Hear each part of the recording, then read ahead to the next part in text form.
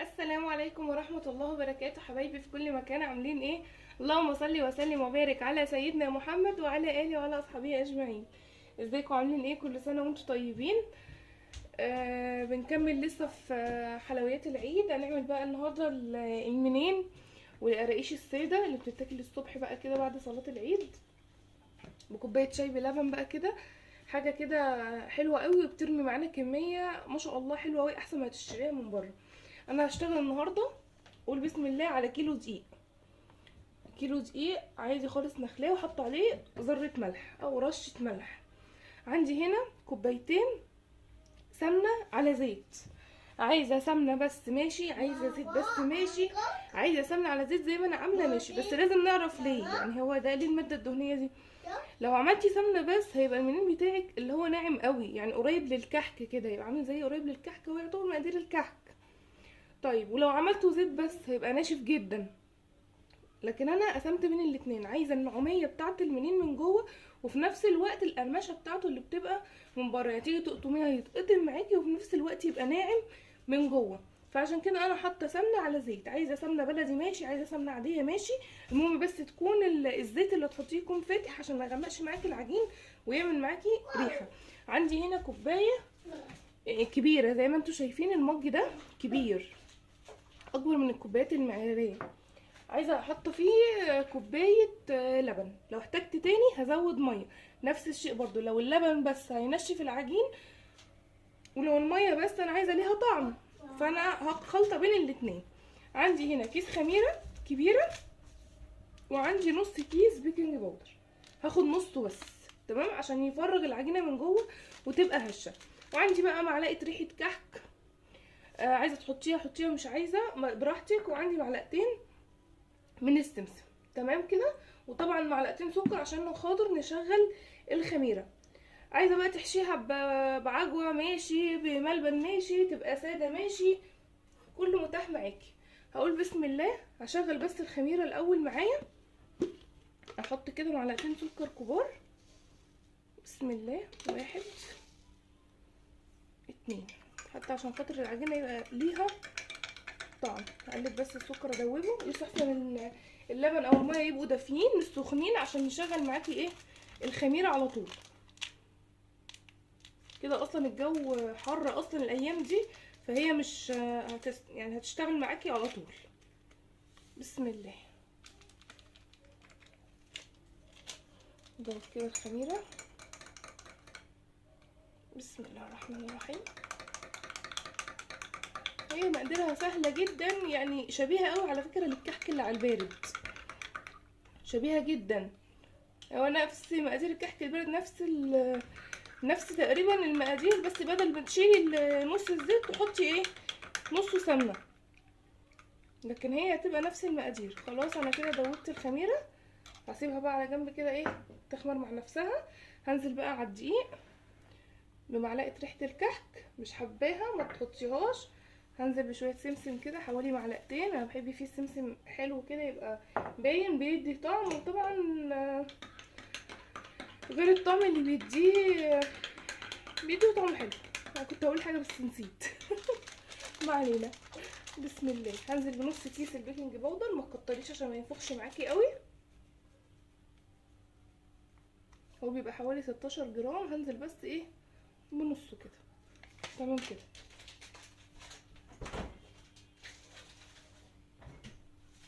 نقول بسم الله، نجيب بس معلقه نقلب كده المواد السايله الجافه كلها مع بعض. فكره بيبقى طعمه حلو قوي في البيت عن ما بتشتريه من بره، وبيرمي معاكي يعني كميه حلوه. ريحه الكحك ريحتها حلوه قوي، مش حابه ريحه الكحك حطي، عايزه تحطي شمر، تحطي ينسون، اللي تفضليه. هنزل بقى، بصوا عشان انا ايه مش عايزه المعلقه بصراحه، انا عايزه اتعامل بايدي. بسم الله، هنزل بكوبايه الزيت على سمنه، هي سايحه بس شويه عشان الجو، يستحسن برضو لو حطيتي ايه فيها ايه، حتى لو هتستعملي سمنه عاديه حطي ايه معلقه بلدي كده، تدي ريحه معاكي وطعم حلو. بسم الله، شفت عشان الجو اصلا لا استنوا، ده في شويه محترمين هنا حوالي معلقه. طبعا ايديا هتجيبهم كده على طول. بسم الله. ايوه كده نضفنا الكوبايه. هقول بسم الله. بسم الله الرحمن الرحيم. هشرب بقى الاول الدقيق بالسمنه والزيت، ده حلو قوي. هخليه عامل زي حبات الرمل كده، هغلفهم بيه، هبسهم زي ما عملنا في بس الدقيق كده، بس الدقيق كان على السخن، ده هنخليه على الايه، على البارد كده. عندك عجان حطي فيه واشتغلي، عندك ايدك اشتغلي. مش هيقولك لا، هو اصلا عجينتها سهله، مش متعبه قوي يعني. بصوا بس كده، هبس فيها شويه كده واشرب الدقيق كله وارجع لكم تاني. بصوا حبايبي، انا كده خلاص كده بسيت السمنه في الدقيق والزيت وكله، بقى اموري زي الفل خلاص كده، مبقاش فيه دقيق خلاص ولا فيه سمنه. بصوا خلاص كده، اعمل زي حبات الرمل كده. هجيب بقى اللبن. بسم الله. بصوا ابتدت تفور على طول ازاي. بصوا بسم الله. خلاص كده الخميره بتاعتي شغاله وزي الفل. مستحسن لو الخميره عندك مثلا قديمه وبتاع تعملي الحركه دي عشان ما تبوظيش العجين. انزل كده بيها كلها، يعني ان شاء الله هتحتاجها كلها. بسم الله. لو انتي حطي شويه شويه.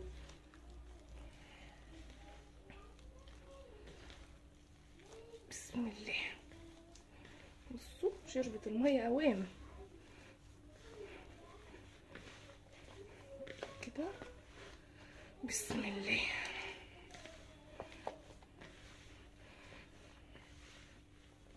هعجن بس فيها شويه وارجع لكم تاني اوريكم القوام بتاعها. بس انا هحط لها بق ميه كمان عشان خاطر هي عايزه بق ميه كمان. انا حاسه بملمسها تحت ايدي، هحط لها بق ميه واعجن فيها شويه وارجع لكم تاني. بصوا حبايبي، انا خلاص زودتها. هي خدت حوالي على المج ده خدت نص كوبايه ميه. زودت ميه ما زودتش لبن عشان خاطر هستفاد برضو من عمية الميه، ما يبقاش ايه اللبن ما ينشفش. بصوا مع العجن ابتدت عملت ازاي، بقت زي الملبنه. بصوا بس لسه فيها بقى ايه التشققات دي بتشد. دي عايزه ايه عشان تفهميها، دي عايزه عجن صحه كده وعضلات. وتلمي. انا بصراحه ايه فضلت اعجن على الرخامه. طبعا الرخامه نضيفه وزي الفل مصبناها احسن من البوله. افضل كده اخد ودي معاها، يا ناعمه جدا وطريه جدا تحت ايدك. بصوا واضح معايا؟ تمام واضح. بصوا كل ما بتعجني فيها تحس ان هي بتطرى معاكي اكتر، كل ما بتعجني بتلم معاكي كده. وبصوا عامله ازاي، يعني حتى لو عملتيها كده. بصوا المنظر مبقاش فيها شق. ده نعم يا حبيبي حاضر.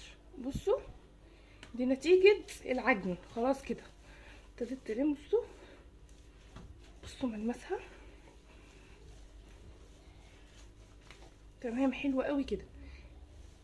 كده لمت معايا ولمت نفسها ونضفت البولة وزي الفل. دي هعمل ايه بقى، هسيبها تريح كده ماشي، ما تخمرش يعني، هسيبها تريح حوالي ربع ساعة ولا حاجة عقبال ما اعجن العجوة معاكم. بصوا المنظر بتاعها لوز العنب. ما شاء الله. بس هي عدوتها. بصوا البوله كمان نضفتها خالص مبقاش فيها اي حاجه. انا زودت بس نص كوبايه ميه عشان خاطر تبقى بالنعوميه والطراوه اللي انتوا شايفينها دي. هشيلها كده بسم الله وهغطيها. يستحسن تغطيها بكيس بلاستيك او الاسترتش عشان خاطر لو حته قماش هتلاقيها امتصت السمنه اللي فيها. تمام. عندي كيس هنا. بسم الله. حبيبتي كده. نيجي بقى هنا للعجوه. بصوا العجوه عشان كده طالعه من التلاجة انا حطيت معلقه سمنه بس السمنه سايحه. بصوا ابتدت تفك معايا اهي. هعجنها حلو بمعلقه السمنه، هتلاقيها عشان هي ساقعه بس فهتتعبني شويه في الدعك، بس هتلاقيها نعمت في الاخر وهتبقى زي الفل. هديها دعكه محترمه برضو، افكها بمعلقه السمنه اللي حطيتها فيها وارجع لكم تاني. بصوا حبايبي خلاص كده انا عجنت العجوه بتاعتي حلوه قوي. هي خدت وقت معايا شويه عشان خاطر بس كانت في التلاجة. بصوا بقت عامله ازاي، ناعمه خالص. طيب هنعمل ايه دلوقتي بقى؟ انا عايزه اجهز كمان بالمره عقبال برضو ما العجينه ترتاح معايا. عندي هنا اللي هعمله المنين اللي هو الملفوف دوت، عندي كيسين بلاستيك اللي هما اكياس اللي هما التلاجة دول، فتحتهم بس كده، ده كل اللي عملته فيه. هجيب بقى حته من العجوه، بسم الله. عايزه تحطي عليها سمسم، عايزه تحطي عليها قرفه، عايزه تحطي عليها ريحه كحك، اللي تفضليه بقى. انا استكفيت بمعلقه السمنه البلدي اللي حطيتها فيها. احاول بس كده ايه اديها عجنه كمان. هي بس انتي بتعملي ازاي كده، حاولي تطلعيها من التلاجة قبل ما تشتغلي قبلها بليله ولا حاجه كده. بصوا هي ما بتلزقش عشان السمنه اللي فيها. السمنه دي وظيفتها ان هي بتخليها طريه وما تنشفش بعد كده من الفرن. بصوا احطها كده. الكيس ده بقى لازمته ايه؟ مخليهاش هتسهل عليا في اللف. هعمل كده كيس فوق وكيس تحت. هجيب بس النشابه وارجع لكم تاني. بصوا حبايبي خلاص انا جبت النشابه اهي. هبتدي بقى افرد كده، هتتفرد معايا طبعا بكل سهوله. هي خلاص اتطرت معايا والسمنه كمان هتساعدها كمان على ان هي ايه، بسم الله، ده عشان مزحلقه بس كده. مش عايزه ايه اوصل ايدي وهي مش مظبوطه كده. انا عايزاها سمك رفيع خالص لان طبعا هي هتلف، فانا عايزه السمك بتاعها. بسم الله كده.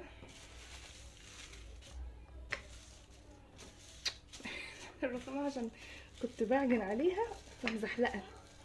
بسم الله. حاولي تخليها ايه مستطيل كده، مربع يعني ايه. نفك الدايره بتاعتها دي كده، هتلاقيها بتفرد معاكي. يعني انا عايزاها سمك رفيع خالص. الملبن ممكن برضو تعمليه برضو بنفس الطريقه لو هتحشي الملبن. كريم الله يسامحه خلع لي النشابه. اطفال بقى يا جماعه ربنا يخليهم كده. بصوا بتتفرد معايا كل ما بدوس عليها بتتفرد. هكمل انا فرد فيها املاها كلها وارجع لكم تاني. بصوا حبايبي خلاص كده انا عملت العجوه بتاعتي. بصوا بقت بالمنظر ده. فضلت افرد بيها على قد ما اقدر لحد بصوا السمك بتاعها.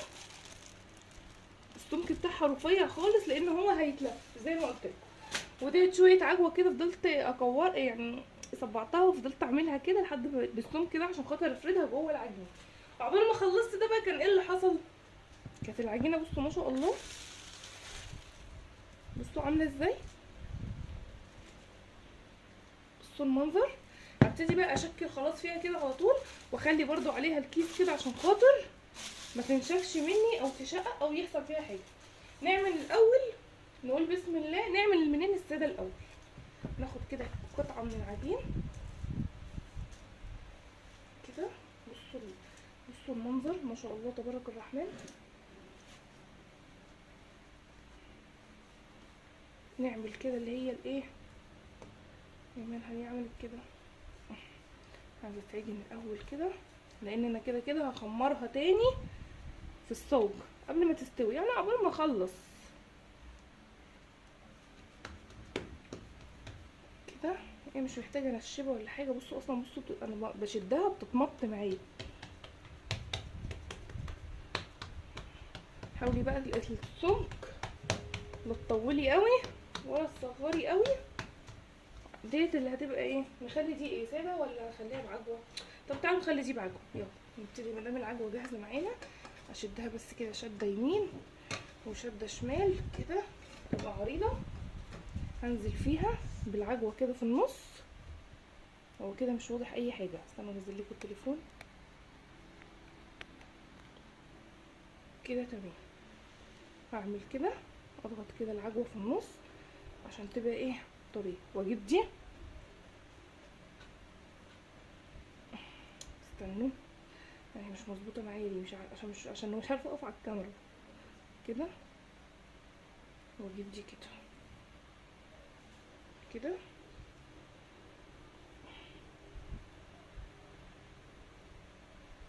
كده. قفل قفل قفل قفل قفل، تمسك في بعض كلها وابتدي اضغط. هقفل واضغط، هقفل واضغط عشان ما تفتحش منك في الفرن. المقاس ده بقى اللي يريحك كده. نجيب بقى سكينه تكون بس حاميه عشان تمشي معاكي على طول. رحمكم الله يا توته، ده عندها برد يا جماعه، ادعوا لها تخف. عايزه بس اسكنها كده عشان تبقى ايه مظبوطه. اخد بس الجوانب اللي هي الزياده دي كده، ومن هنا كمان كده. واخد الحرف اللي انا قفلته تحت عشان خاطر برضو ما يفوتش معايا كده. بسم الله كده زي الفل. بصوا خلاص كده بقت مظبوطه متساويه خالص.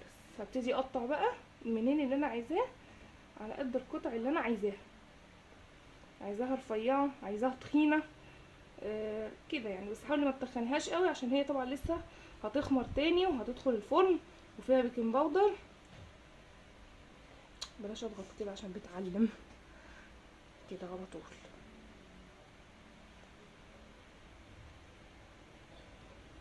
كده زي الفل. بصوا المنظر بعد اذنك كده. ليه ابتدي ارص في صاج مش مدهون اي حاجه كده. بصوا المنظر، العجوه كده في النص وهي كده. طبعا هي فيها كميه سمنه، ما تدهنيش الصاج ولا حاجه. نكمل كده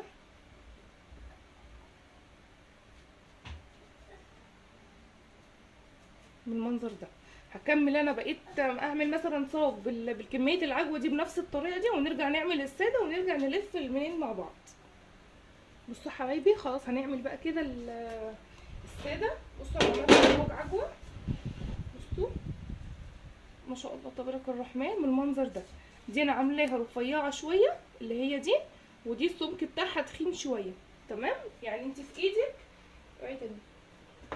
في ايدك تتحكمي في السمك كده. اكور بس كده ايه كوره كبيره شويه طويله عشان خاطر ايه ديت هنعملها الساده.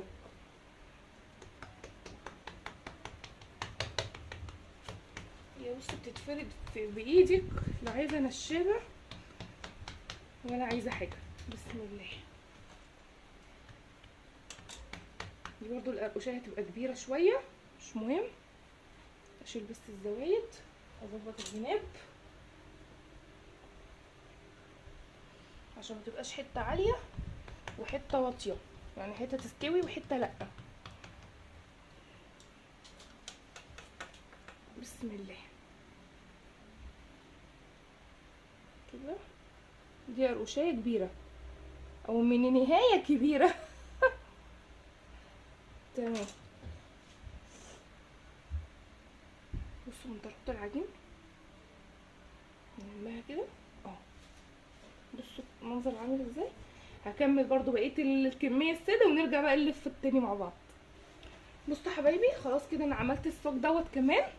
بصوا الارتفاع بتاعه، وعلى فكره هو بيخمر كمان لان في المطبخ عندي سخن عشان مولعه الفرن عشان خاطر اسوي. بصوا المنظر، بصوا عليس ازاي.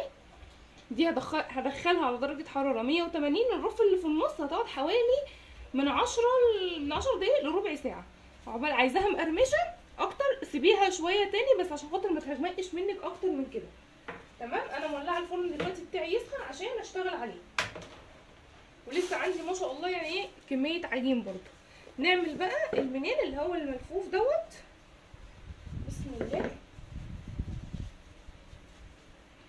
يعني كل الكميه دي ما شاء الله تبارك الرحمن من كيلو الدقيق اللي عملناه مع بعض. بسم الله. دي بقى هفرد كده، وبرده تكون رفيعه لان ديت هتتلف. بصوا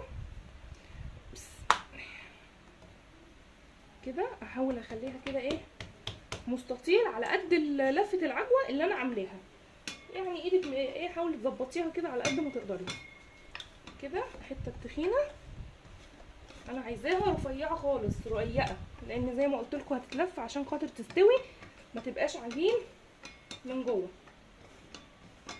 بالمنظر ده.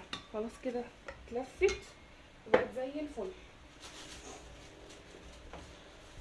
بصوا بقى هجيب حته العجوه اللي انا عملتها قيس كده عليها، يعني بالتقريب قدها. ممكن نجيب كده حته عجينه تعمل الحته دي، مش هتقول لا كده عشان انا عايزه ايه وحته كمان من الحته دي. يلا مش هنزعلك عشان تبقى قد ايه. طبعا كلها هتمسك في بعضها مش ماسكه. طب خلاص بلاش الاقتراح الفاشل ده يا جماعه. انا عايزه اجيب بس السكينه راحت فين كنت بقطع بيها كده كده. الرقيقه قوي ديت عايزاها رفيعه بس مش لدرجه ان هي ايه تبقى الرخامه باينه من تحتيها كده يعني كده كده زي الفل. الم كده. خدي بالك العجينه تكون متغطيه. بعد اذنك يا تالين هجيب كده حته العجوه عليها. بصوا بقى فايده الكيس دي، الفايده بتاعت الكيس ان هي هتتشال بكل سهوله. ممكن كمان اقطع من العجوه، هظبطها في الكيس بس وارجع لكم. بصوا حبايبي انا حاولت اخد مقاس العجين واقسم كده العجوه عشان خاطر اخد الزياده اشيلها كده. بصوا بقى حلاوه الكيس في كده ان انت بتشيلي بكل سهوله. عجين العجوه سخنت معايا بقى، كانت الاول طالعه من التلاجة كانت بتشد شويه، دلوقتي ما شاء الله بصوا عامله ازاي زي الفل. هجيب بقى كده واحطها على العجين كده. استنوا بس كده واشيل كده. بصوا يعني بالظبط يعني بالتقريب كده على قدها وزي الفل. ممكن اديها ايه ماشيه كده من النشابه تفرد كده يمين وشمال كده من العجين كده، واقول بسم الله الرحمن الرحيم.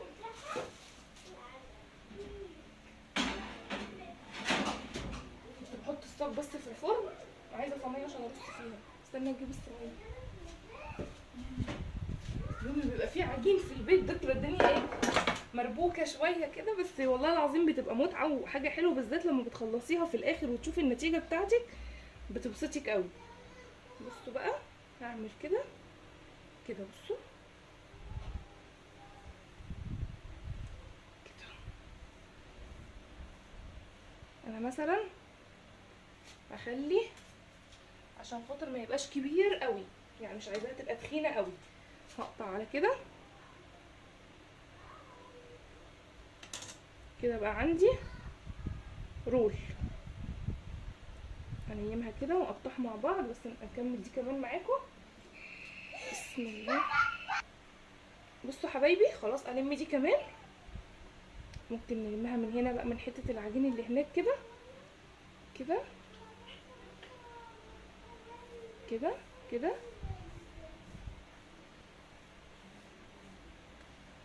زي الفل. دي بقى مش هنبططها يعني ديت هتبقى كده. حاول بس ايه كده عشان خاطر العجوه ما تطلعش وتتحرق. نقفل كده على العجوه. ممكن تعملي بالطريقه دي نفس الطريقه كده الملبن. تمام. هشيل بقى، ده هيبقى ميني كده صغير كده، لسه هيخمر طبعا، هيبقى في منتهى الجمال. استنى لسه في حته مفتوحه، لازم اتاكد ان هي اتقفلت كويس عشان خاطر ما تفتحش في الفرن مع الخمر وكده والارتفاع كده. ابطط فيها كده تمام وزي الفل. خلاص كده مبقاش في عجوه باينه، ابتدي بقى اقطع وانا مطمنه كده. بصوا ده هيبقى ميني كده صغير، هيبقى حلو قوي. عايزه تدهني الوش سمسم تاني غير اللي حطاه، تمام معاكي. انا ممكن احط شويه سمسم على الوش كده، بخة ميه واحط شويه سمسم. نقول بسم الله. طبعا لما يخمر هينتفخ ويترفع الطبقات هتفك مع بعض. بصوا بالمنظر ده.